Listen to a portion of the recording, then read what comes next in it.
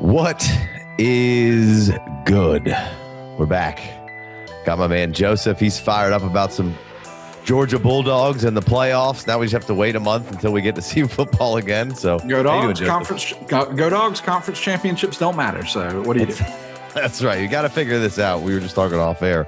Got to do something because I like the conference championship, but dumb game to for the whole playoff situation. It seems so. Bummer, but anyway, I could write a manifesto about it, but we should, don't get me started. Yeah. Yeah. Well, today we're going to jump in. Obviously, your fantasy playoffs have started. Some of y'all are out or in, but we're going to look at some of Joseph's tables here. We got the single coverage monsters and the route-based heroes. Both kind of are like higher upside play kind of situations for the most part, for lack of better terms. Well, yeah, I would say single coverage monsters, and we'll get into it, but single coverage monsters are purely high upside plays, right? They are that is like the definition of what they are. These are players that we can expect to get more targets and ideally get more targets in single coverage, which there's a lot of studies on this and everything. But like, just as an example, man coverage targets are oftentimes more valuable than zone coverage targets. And that kind of applies to single coverage as well. So like single coverage targets are just more valuable because if you say catch it, break a tackle, you might be going for 30, 40, 50. Right. If you're Jamar Chase, you might be going for a touchdown. So like single coverage targets are just really valuable. So figuring out like what players are going to get those valuable targets is valuable. And that the reason I wanted to do that for the show is because we're hitting fantasy playoff season, right? Like these are players that we can at least somewhat count on getting more valuable targets. Now, whether they catch it, I can't make a player catch it. We can't do that. But can't make the quarterback throw it. We can't do that. But we can predict where those targets might end up going. Last week, this list had players like CeeDee Lamb, DK Metcalf, Christian Watson, Jerry Jeudy, and they all performed very well, right? And so this is a reoccurring thing. This, like, you can go back and check my Twitter, but I post this like every week, and the model does well pretty much every week. There's usually 3 top 10 receivers that show up from the stable. Yeah, no, it's a great table, especially for this week, for a whole bunch of different reasons. But if you need the high upside play, there it is. We'll talk about some route-based heroes. I did want to start today with maybe just Shedeur Sanders had a great game. We've talked about him a little bit on the show throughout the week here, but is there anything that the numbers suggest that you're seeing growth from Shedeur, or is it too soon to tell, or anything along those lines or do you personally like what you're seeing from Shedeur? Any Shedeur insight here? So the first thing I'd say is that PFF has what's called stable metrics, right? So they track things like how well do you play when you have a clean pocket? So that's like one of the most stable, good metrics to look at for a quarterback. It's like, you are given a clean pocket. What do you do with it? Right. So you're not under pressure. You have a good situation. Shedeur Sanders in clean pocket situations has a 30th percentile PFF grade, which is like, bottom quartile, right? Like they're close to the bottom quartile. That's, not exactly amazing. And that's over the course of every start he's made, every snap that he's had. So when he's seen a clean pocket, that's what he's doing is around the 30th percentile. But if you look at his growth, speaking of which, his PFF grade, just his plain PFF grade, has gone up every single week he's played, right? So for games that he's, started and finished, he went from a 49 to a 60 to a 73, right? So he finished with a 73 in the Titans game. Yeah. And that's what you want to see from a quarterback, right? Like we've been seeing Cam Ward kind of have this ascension throughout the season. He's slowly been taken off. Like his PFF grade's just gotten better and better. So that's what you want to see. So I do think that's a really positive sign, seeing that go up. I do wish his clean pocket grade was a little bit better. I was gonna ask you about so when you say that, they're moving the pocket a lot with him. Yes. Does it how does it quantify? Is that just if he drops back and in the normal set, or is that we moved the pocket? And do you know what I'm saying? Yeah, so clean, I'm pretty sure the way that it's classified is just not under pressure. Okay. So it's just the opposite of being under pressure. So as long as he's not under pressure, that is, I believe that is how it's graded. Okay.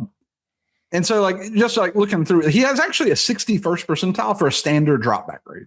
So just like in like neutral situations, he's actually playing quite well. That's what PFF considers a stable metric.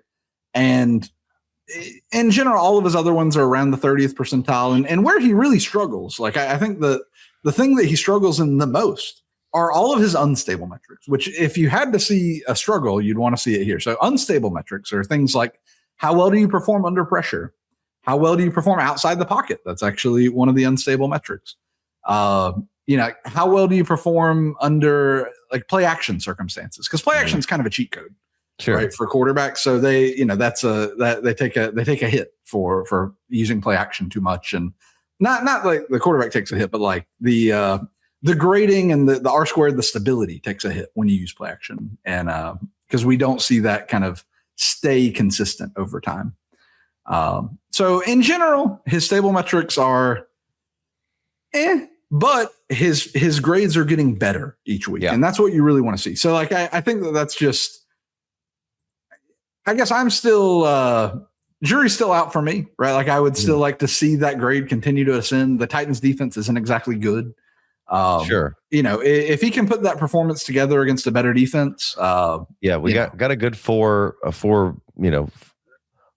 game sample to end the season that, you know, should be kind of fun to watch what Shedeur can do in that situation. And then, you know, obviously they've got the 2 first-round picks, and, you know, to trust Cleveland to, you know, evaluate and then do the right thing is a tough pill to swallow as far as like what do you do with Shedeur? Should we sell him? Should we buy? Like, I don't know what to tell you. I kind of like what we're seeing from him. But that's not to say that, you know, Mendoza or some other guy doesn't end up on this team, you know, moving forward into next year. Now, again, there's 4 more games, and that could really shift around who has, you know, what pick at that point, right? Right now we're projecting this, but at that point, you know, the Titans messed around and won a game last week, you know, so you never know what's going to happen. I mean, that's the beautiful thing about the NFL, right? You know, you never know. But like, speaking of Shedeur, like he actually has a really fun matchup this week against the Bears, right? They actually, like, speaking of single coverage monsters, they allow a ton of single coverage. And they're actually really bad at playing it. So I'm working on kind of this extension of the table where we look at like how well is the team at actually playing single coverage. And the Bears are one of the few teams in the NFL that run a lot of single coverage, and they're bad at it. So like the Lions, for example, are a team that allow a lot of single coverage, but they're really good at it. They're really good at playing it. And so it's, you know, maybe a situation you want to be a little bit more careful about kind of running into. But Jeudy is the number 1 single coverage monster this week. So he gains almost a 17.7% target share when he sees single coverage. So you can think like when he's on the field, he ends up in single coverage. The chance of him getting a target goes up by almost 20%, right? When that happens. And so if it happens a lot, then that's a lot more targets that are going his way. And again, kind of like I said earlier, those are valuable targets because you are, you know, lined up one-on-one. How many games is this putting is measured? Is this the entire season for the Bears, or is it like, does it reset after a certain amount of games, or? Yeah. So it looks back at a 6-week sample size. Okay. So, cause I know they just got their best cornerback. Like, so this looks at 6-week sample sizes. And again, this is, you know, looking at whether they're good at playing it or not isn't really what I'm concerned with. That is something I'm adding just to have. Right. Layers. But the real thing I care about is like, do they do it? Do they do it? Yeah. Yeah. What we care about, like for fantasy purposes, there was a fantasy study I saw a long time ago, just like defense doesn't really matter. Like, I know that like people like to think we actually did this in the offseason, I think. Yeah. Defense doesn't really matter. Offense matters a lot more. So like Jeudy having a bigger target share is so much more important than like who he's having a bigger target share against, if that makes sense. I do think that there is some credibility and something important about, like something a little bit important about the skill of who you're going against. Cause like, I don't know, line me up against the Bengals as tight end, and I'll probably get 100 yards. You know what I mean? Like they cannot stop anybody playing the tight end position right now. And there probably is some credibility to that. But we should care a lot more about offensive stats like PWOPR, WOPR, single coverage target share. Like all of those things matter a lot more than anything the defense is doing. Underdog just dropped prediction markets, spreads, totals, and team outcomes. And the best part, you can combine them with player picks for bigger multipliers. Sign up today with code FFDYNASTY and make a $5 fantasy entry to get $100 in fantasy bonus entries. Prediction markets are now live in 25 states, including Texas, California, and Florida. And Underdog is available in over 40 states with player picks and draft games. Prediction markets, player picks, all on Underdog. You know, we've kind of been talking a little bit about mixing the single coverage monsters kind of in here. And you mentioned Jeudy. Some of the bigger names on the list, we got Devontae Adams, we got JSN. You know, you're rolling with those guys. Amon-Ra St. Brown, you know, of course you're rolling with him. T. Higgins, and then Jamo. But, you know, and you can talk to those guys any which way you want. But the interesting names to me are Boutte, Watson, and Romeo Dobbs and Quentin Johnston, right? Yeah. Just real quick, just so that we don't glance past Jamo. Sure. So one of the things that I take into account mentally when I'm looking at these, and this kind of like applies to Christian Watson. We saw it last week. And speaking of Christian Watson, like he was a single coverage monster last week against the Bears. Jared Judy's lining up against the Bears. You know what I mean? Like just saying, that's like the table in action right there.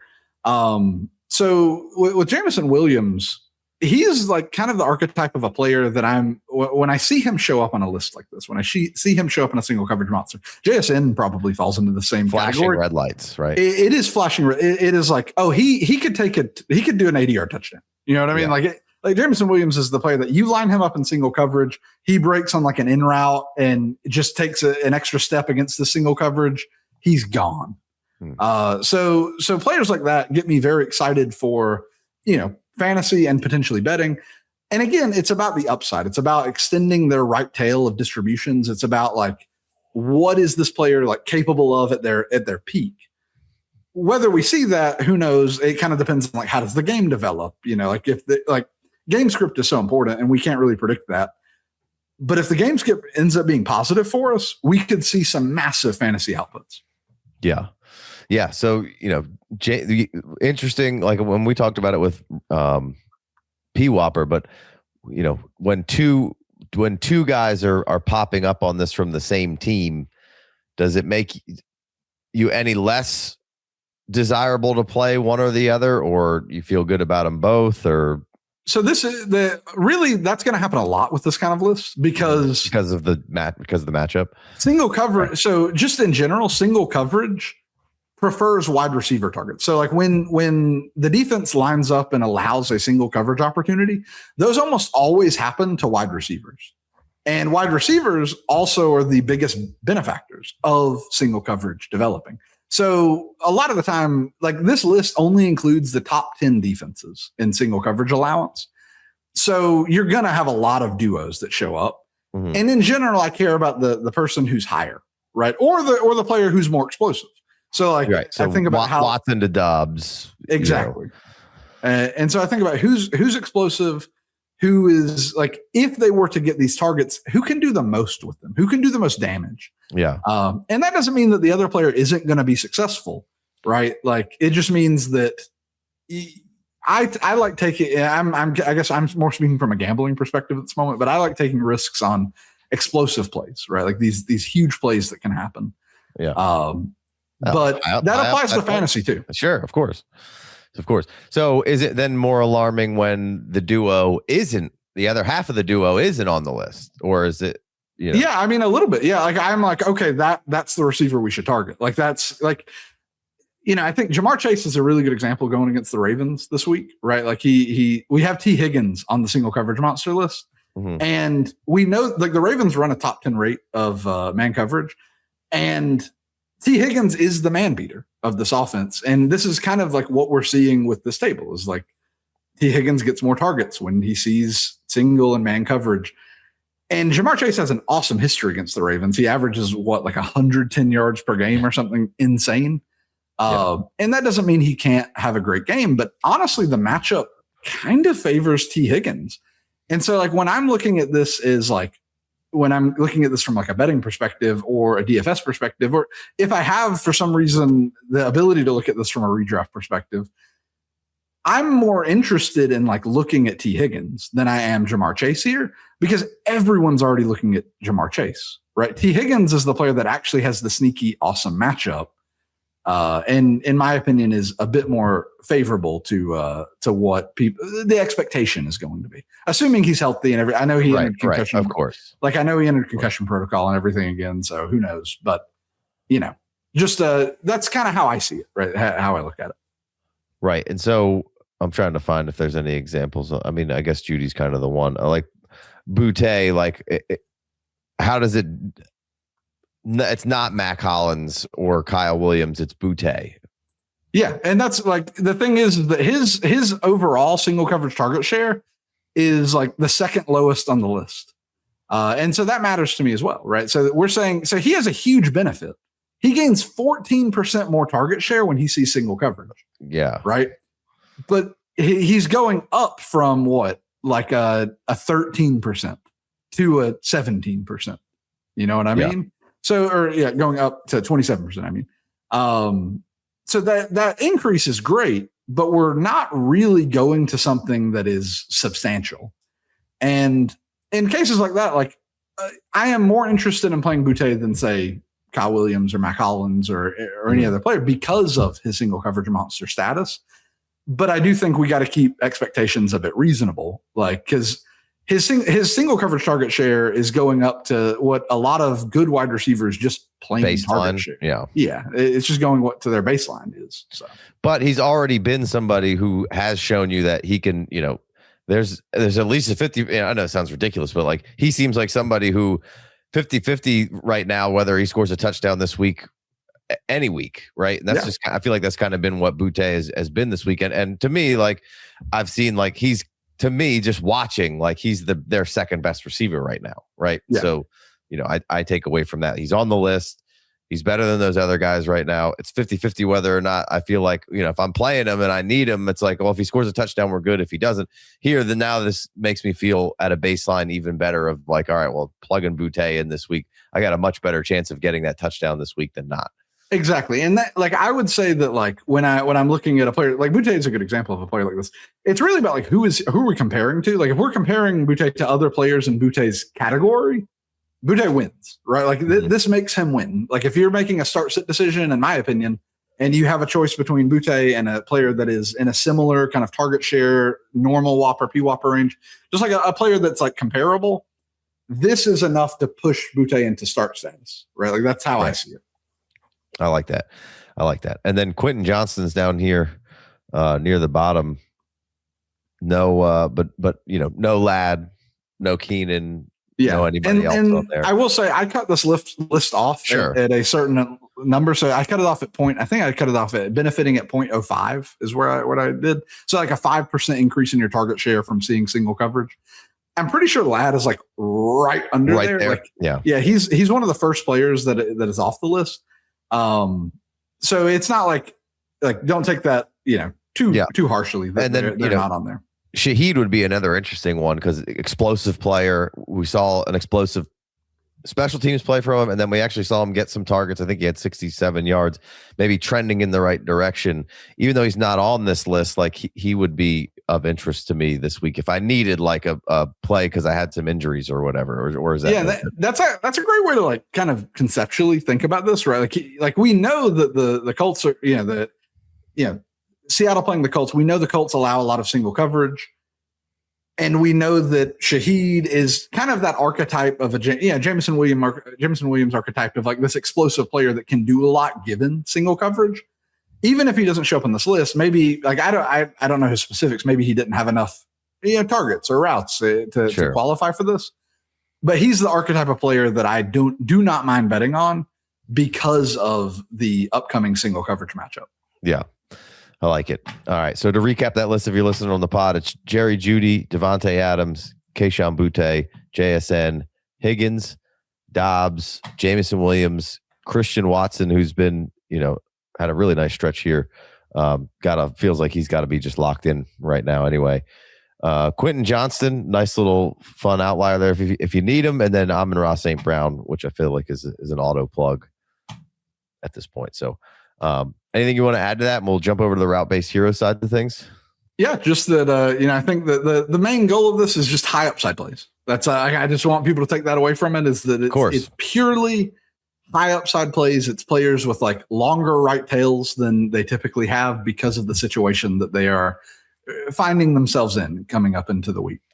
Yeah, and you know, a lot of those guys are plug and play guys, but even increased a little bit there. But that's why we spent a little bit more time talking about the guys who aren't necessarily the marquee, you know, high end player who you're going to start anyway. So on the other side of things, we got the route based heroes, right? And here we've got DK, we've got Jalen Waddle, we got Olave, Jamar Chase, Zay Flowers. Your model just loves Zay, and he finally ascended this past week. And you know, he's had some okay games and a decent start, but nice to see that. AD Mitchell on the list, Egbuka, who you hate, Kyle Pitts, and Ladd McConkey. Yeah, I mean, I don't hate him. Just he has a 21st percentile PFF grade on the season, which is oof. It's rough out there for Egbuka fans. So with it, I think Egbuka is a great place to start on this, because I finished writing my Route Based Heroes article today. So I was doing a lot of just kind of research into like what's going on with Egbuka, right? Like what are we seeing? And so for one, we're seeing a rough PFF grade, which you don't love to see. He has, I believe it was 44th out of 58 PFF grades. So he ranked 44th out of with receivers with at least 50 targets, right? He was towards the bottom of the whole list. And that's PFF grade captures things like how well you're running your route, how well you're like how well are you catching the ball, and just like all these other things. And he's not doing great. But also Baker Mayfield, right, weirdly enough, has been pretty good when you don't look at Egbuka targets. So he has the 8th best accurate throw percentage over the course of the last, like 5 weeks, I think is what I did. But he has the worst uncatchable inaccurate throw percentage. And all of those, almost every single one of those, is going towards Egbuka. Right? So Egbuka leads the NFL in uncatchable inaccurate throws. He leads the NFL for the whole season. He's number one. And it's actually not even close. Like the next closest is like 5 targets away. I think it's Roma Dunze is second. And it's there's a chunk there. It's like a decent ways away. And on his own team, like looking at just the Buccaneers, he has like triple the next player. Egbuka is by far, whether it's unluckiness I was going to say unlucky. He might just be running routes wrong. Not be in the right spot at the right break, or flattening it, or not getting vertical enough, or whatever. It could be any combination of those things. But now he's getting targets. When a PFF grade is grading those things, and I know the proprietary information that's is very detailed. So in the PFF grade, are they like would they know if the route was flattened or should have been more at an angle or more of a post there rather than flattening or is that just kind of more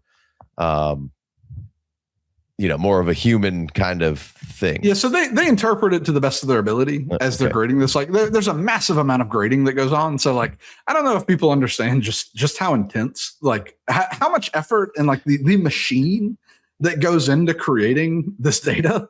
But it gets graded, reviewed, like at least I believe at least 3 people touch every single play at some point, right? To like review it, ensure that what they believe is accurate. So it takes a lot of agreement to say like, okay, we're going to blame this on the quarterback, right? Mm-hmm. Or, okay, we're going to blame this on the receiver.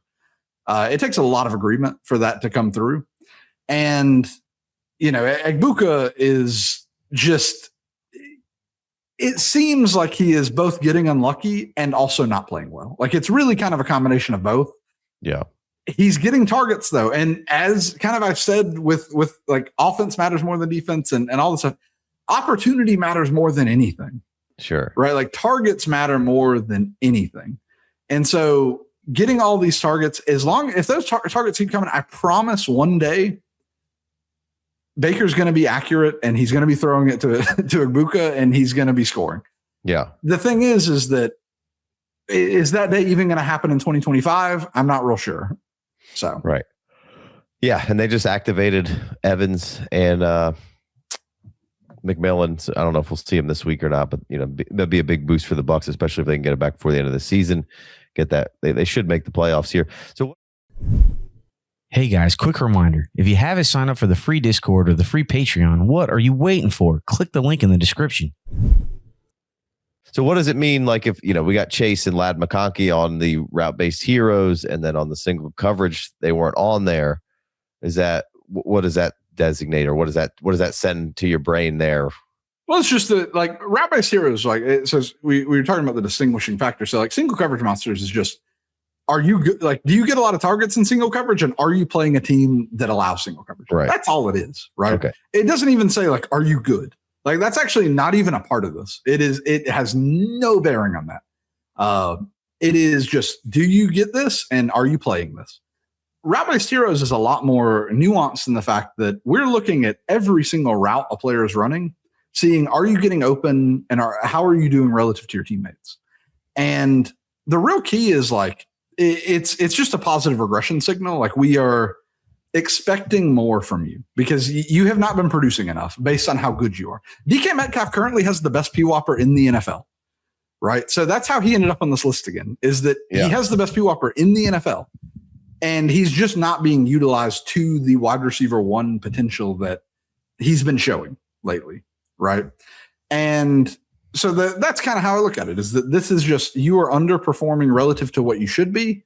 And if we can have reasons for that, if we can say like, oh, yeah, maybe you've been hurt, right? Or something like that, then we can really expect positive regression coming up. Or maybe you're in a really maybe you're a single coverage monster and you're a route-based hero. That tells me, okay, you need positive regression, and you're going to be getting more targets almost certainly in this upcoming matchup. So that's like a big red alert of like, we should be very interested in players that show up on both of these. Yeah, I'm glad some guy on this podcast took DK Metcalf in a bet we had. Smart Earlier this year. One. I think you might have just weaseled out of it with the Marvin Harrison. Hey, I can't help it. He's what are you gonna do? It's not my fault. That's not my heel. Sub Michael Wilson in for him, and I'll be happy with that. So we got Waddle, Olave. Those have kind of been penciled in. I think at this point every week starts. But Zay and AD Mitchell pop onto this coming into the fantasy playoffs. Yes, I want to talk about Zay Flowers. Yeah, go ahead. Because I think I had a friend text me today. He's definitely not going to watch this, but my friend texted me today, and he's like, "Tell him to what should I do about Zay Flowers?" He's like, "Well, what should I do?" Well, I say that because he's just he reads the articles, but he's like half into fantasy. You know what I mean? Yeah, gotcha. But I gotcha. Yeah, everyone should be watching and listening to FFD, right? But my friend texted me. He's like, "What should I do about Zay Flowers? I don't really know what to do about him." And so it was actually while I was writing the article, and what I came to the conclusion on is that like the Bengals, they're not just a tight end funnel. Like they are absolutely a tight end funnel, right? They funnel everything to the tight end position. They allow the lowest rate of open targets to wide receivers by like a 12% margin. It is a huge margin. They are not letting wide receivers get open, like get classified as open, which is really important. Like when you're classified as open, your range of outcomes is a lot better than if you were classified as not open. Sure. And I say that people everywhere, like looking at this and saying, is this player open? That matters, right? And so the Bengals are really good at not allowing wide receivers to be open. And they're really bad at allowing tight ends to be open. And I think that teams are more than happy just going into that, just letting that happen. So this is one instance where I do think defense does matter, because they're like conceptually forcing, they're funneling, right? They're saying, hey, we're just not going to let you target wide receivers. We don't care if you destroy us over the middle of the field and through your tight ends. Yeah. And so that's kind of an important thing to say about Zay Flowers. He's going into what could be a pretty rough matchup. I will say the good parts about this are that the Bengals offense could absolutely push this game, right? Like you could have a situation where they just need more passing volume And by the nature of that, Zay Flowers succeeds. Zay Flowers, yeah, right. But in a neutral situation, this is a very gross outlook, right? And so that, like, just taking that into consideration, I have Zay Flowers on Dynasty teams.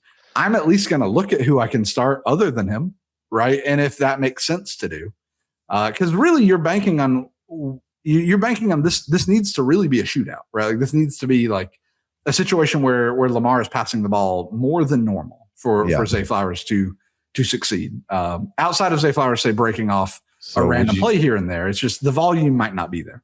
Would you play a Shaheed over Flowers, or not enough stability there yet? Or how about AD Mitchell's the next guy on the list here that I wanted to. I would need to. So with too much volatility there too. Well, the QB situation. I'm not going to start Brady Cook in the fantasy playoffs. I feel which is basically what you're doing if you're starting AD Mitchell. Of course, you're like, I will say, if news comes out that Tyrod Taylor's starting, I'm a lot more interested in AD Mitchell. That boosts my interest tenfold.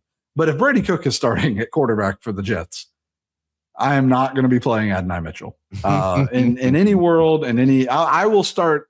I don't know, Phillip Rivers if I can. I'm putting in Jerry Rice. He's coming back, and we're just not going to start Brady Cook in the fantasy playoffs. Though. So you've been giving Kyle Pitts some love a lot of this year of just PWOPR, and he's had some good games here. Would you play like a Kyle Pitts over a Zay Flowers in a flex? Yes, I would absolutely. Okay. I would absolutely play Kyle Pitts over him. So the thing about Kyle Pitts is, in games where Kirk Cousins started, 3 out of the 4 games, Kyle Pitts got 8 targets. Like now that Kirk Cousins is the Kyle Pitts unlock that we've all been waiting for. And it's because Michael Penix is just terrified of throwing over the middle of the field. He is just terrified of doing it. And Kirk Cousins is not. Kirk Cousins will definitely check it down to Kyle Pitts. Kirk Cousins will get the ball to Kyle Pitts. And so, I would absolutely, no questions asked, I would start Kyle Pitts over Zay Flowers. Now, again, game script and all this other stuff is really important. But there's also the Buccaneers blitz at a top 5 rate. They get pressure at the 22nd highest rate, right? So they're blitzing and they're not getting pressure. Kyle Pitts has the second highest target share on the team when the defense blitzes. So I very much see a world where Kyle Pitts, again, probably gets like 8 targets. And I would just bank on that a lot more than I would bank on hoping this Ravens-Bengals game becomes an offensive, you would just need a really good offensive duel for that game to matter. Kyle Pitts, I think you can bank on something like 8 targets. And that's something I would I'm going to trust that more than I am Zay Flowers this week. Yeah. Zay Flowers has higher upside probably, but this week I would prefer to have a little bit of safety if I was needing to make that decision. Like a Chris Godwin or Zay Flowers? I would probably, based off of like how the defense for the Falcons has been lately, and they have not been great against wide receivers in general. I would probably prefer a Chris Godwin. A Chris Godwin, yeah. Okay, so somebody around that level to the Zay Flowers of the world. Anything else you want to touch on before we wrap this one up? Yeah, I would just say that DK Metcalf is playing like an insane man. Jalen Waddle is a player that is a very dangerous start. I think he's very volume dependent, right? So he's been playing really well. This is not a great volume matchup against the Steelers this upcoming week. Expect a decent amount of runs is kind of what I was seeing in my initial look at this. They do run a lot of man coverage though, and so there's definitely a world where he breaks off a play or something. But I'm curious about how the volume will be in this upcoming matchup. And the Dolphins have like the highest run rate in the NFL over the last 5 weeks. Mm-hmm. Something to be cognizant of, right? Like just the Dolphins are running the ball. They are running the ball a lot, and their defense has gotten a lot better. So it's, just something to be cognizant of. Well, I mean, I don't know if these things have anything to do with each other, but running the ball well seemingly should at least help the defense in some form or fashion. I know there's probably some numbers that say no, but theoretically, as far as like, we don't have to go out there, and we're going 3 and out a million times a game. Like, it's got to help. And to that point, I would say converting series might actually matter more. the jury. I'm not sure I'm the if you're right running arbiter. if you're running the ball well, it means you're continuing drives. Yeah, You know, correct. that- But you can I also would pass say. the ball well and Sure, continue absolutely. drives. Sure, yeah, but yes, sure, absolutely. But I guess if you're passing the ball well, the drive might end quicker. I guess if you're running the ball well, the drive could end quicker as well. But it seems like, I know pace of play for San Francisco, like guys like San Francisco, like seemed like McDaniel was coming out initially, and I don't know where he's been in run rate his entire career. I know in the beginning of the season, like you said, didn't seem like it was, super high, but maybe starting to go back to the roots and lean on that a little bit more. Yeah, they lead the NFL in run rate, and it's actually about like a decent little margin. Like they are like running the ball. They're establishing the run quite a lot. Whether they're doing it great or not, we'll see against the Steelers. They've got a good running back, and they ran it effectively last week with backups. Yeah, exactly. So. And then I would say, Chris Olave should have had a bigger game last week, but that first target he missed, and then it started raining. So what do you do? Yeah. I think that he's in the. I think that he will have. He's in my start no matter what category for me at this point. Like just the volume alone, and I think he's a good receiver. Shuck's good enough at this point. Like, I do think that this game might be shockingly fast. Both of these teams they're both kind of running the ball a decent amount, and like at this moment in time, they're running the ball a decent amount, and both teams face some of the most runs in the NFL. So I think that there might be a lot more running in this upcoming matchup than we maybe anticipate, just based off of historical precedent of like what are your typical volume numbers. So just something to consider for people. Yeah, I'm firing up my Devin Neals too. So let's go. All right. Yeah, I think that's about it. Yeah. Well, where can we find everything that you've done this and what? Make sure you guys are watching Bet On It. Will be live tomorrow at 8:15. Give you some good insight on some more information that you can use throughout your fantasy playoffs, DFS gambling, whatever you want to do with it. And then obviously the articles should give us the roundup of where Joseph's statistics information is at. Yeah, you can find me. I write 2 articles get published every week at pff.com. You can just search Joseph Bryan and I'll show my page will come up. I'm also in the main DFS and fantasy sections. Typically, you can see my articles just show up in there. But yeah, you can find me at Koala TY Stats on both Twitter and Substack. I write a lot. Sometimes, some people say it's too much. They can't. They said I couldn't do it, and then I wrote another 10,000 words. But I write, intense matchup breakdowns of the upcoming week, and try to hit some crazy long odds on some bets. And so far this year, we've hit 3. So we've hit 3% bets or longer. So hey, that's why we keep you around. Yeah. Hey, that's why my wife keeps me around too. So. Yeah. Well. It's been a great season. I'm sure we'll do some more stuff next week as well. But it's been a good learning experience and a lot of great useful information. So I along with I'm sure some of the audience would like to thank your brain for all the information you've bestowed upon us this season. I try my best. Just remember, validated R squared is what matters more than anything. So yeah, and he's got the best one. So suck it. I try to. We'll see you next week. Peace.